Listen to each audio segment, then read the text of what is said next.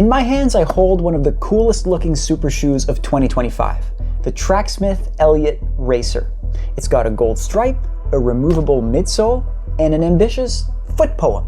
It also features the classic Tracksmith hare, an animal who, through old fables, taught us a valuable lesson. Fastest looking does not always mean fastest moving. But is that true in this case? Let's find out.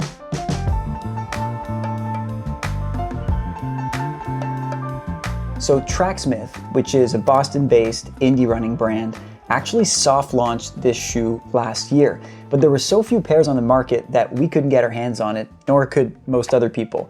And after hearing a wild rumor about the Eliot Racer, I became desperate to try it out. So on Boston Marathon weekend 2024, I ran into one of Tracksmith's main engineers, and he told me that the Eliot Racer would contain some never-before-seen technology which would blow its competitors out of the water. Like the Nike Alphafly 3, the Adidas Pro Evo, all of it. And honestly, it all sounded too good to be true, especially for a small brand, but this guy was nice, and he said he had worked for NASA, and I thought, hey, if a company can manage to sell technical t-shirts for $125, maybe they can pull this off too. So what exactly is this shoe behind this bold claim? On paper, the Eliot Racer has a pretty average weight, stack height, and heel-to-toe drop for a super shoe. The only thing that jumps out at me is price.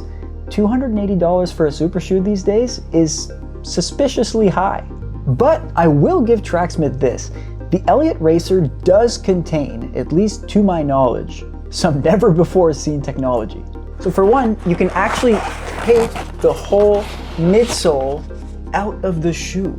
So the whole thing is made out of nice and responsive ATPU foam, and it's complete with a passionate paragraph at the back, which is like maybe 100 words on why we run. I think the title is Race Day is Sacred. So I guess you can just take the midsole out every night, read the poem for inspiration, and then easily put it back into the wow, how'd they get this in there in the first place? You know what, actually maybe just leave the midsole in. Then under the drop-in midsole, the rest of the underfoot is pretty standard. So you have your curved carbon plate, and then under that a nice thick slab of Pebax supercritical foam. And then there's a quite thick layer of tread under the shoe, which is somewhat uncommon for a super shoe. I'm guessing that it's there for some added grip. And then the upper also comes with its fair amount of bells and whistles. So you have an engineered woven mesh and a micro suede collar and tongue. All of it makes the shoe look incredibly thoughtful, but certainly adds some weight to the whole thing. So my first impression of the shoe before wearing it was, under this fashion statement, is there a world-beating super shoe? Or even a good super shoe? Now, I did a podcast hit with my colleague Michael Doyle about the Eliot Racer as soon as we both got it.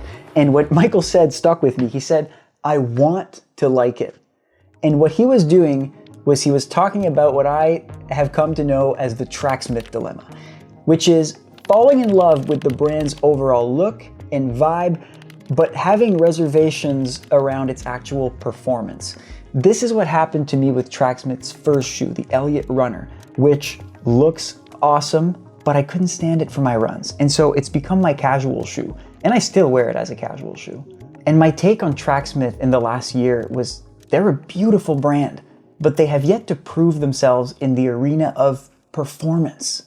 But in the case of the Eliot Racer, there was actually a data-driven reason to believe that, yeah, this might be the shoe of the year. And the data that I'm talking about is the same that our friend the shoe engineer referred to when he told us that this shoe would be a world beater.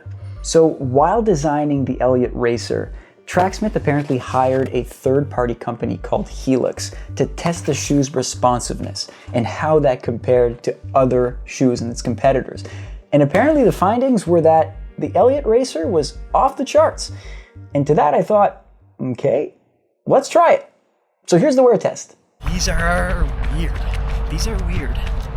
They have the like front of a super shoe where the forefoot's really aggressive, like you're pretty much forced to land on your toes. I find that the heel and the mid foot don't really touch the ground. Like it doesn't feel like the shoe has that much of a rock forward profile just yet.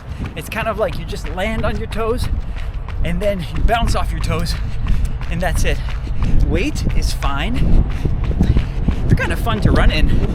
I think I'm trying to compare them in my head with the best shoes in the world. It's hard to say how they would do in a race.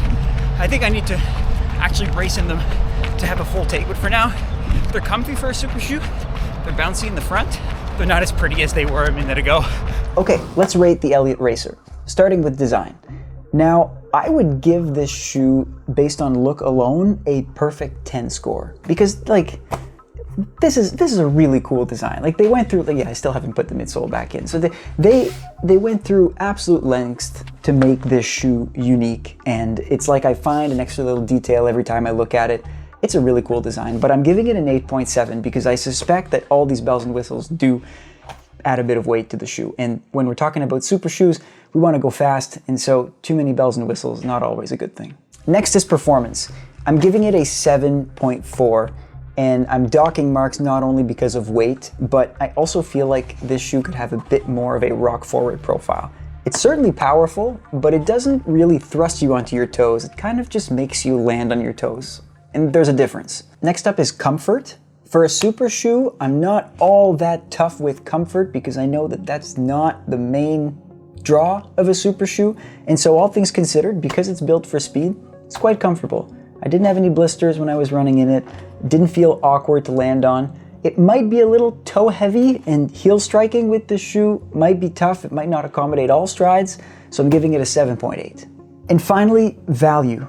Okay, this is where I ding this shoe, because guys, you're out of the price range. Like, a $280 shoe needs to be above and beyond what's already out there. I don't think this shoe, even if the design is pretty, has any business costing 280 USD. Unless, and this part I just don't know, I need to find out, unless there's a program that allows you to change the midsole. Like, usually a super shoe craps out because the midsole loses its bounce.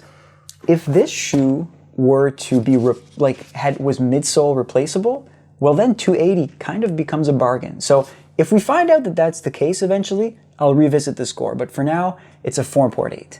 So all in all, we have a 7.2 for the Tracksmith Eliot Racer. So do I think this shoe is worth the buy? It's reasonably fast, it's super good looking, but I don't think it actually competes with the Nike Alphafly 3 or the Adidas Pro Evo. And until I see people wearing this shoe and winning major podiums across the world, I probably will not change my mind. But it's a reasonably fast super shoe, and it is plenty quick enough to get you to a personal best. So if you want to run your best race ever and want to do it in style, maybe this is the sneaker for you. So as I mentioned earlier in this video, we struggled to find a pair, and now that they're widely available, I'm guessing that a lot of you will have the urge to try it. If you already have, let us know how you felt about it in the comments, because I'm very curious to know what the public reception to this shoe is and if people agree with my takes. But yeah, thanks for listening. And if you like the video, please feel free to share it with someone else who might too. And happy running.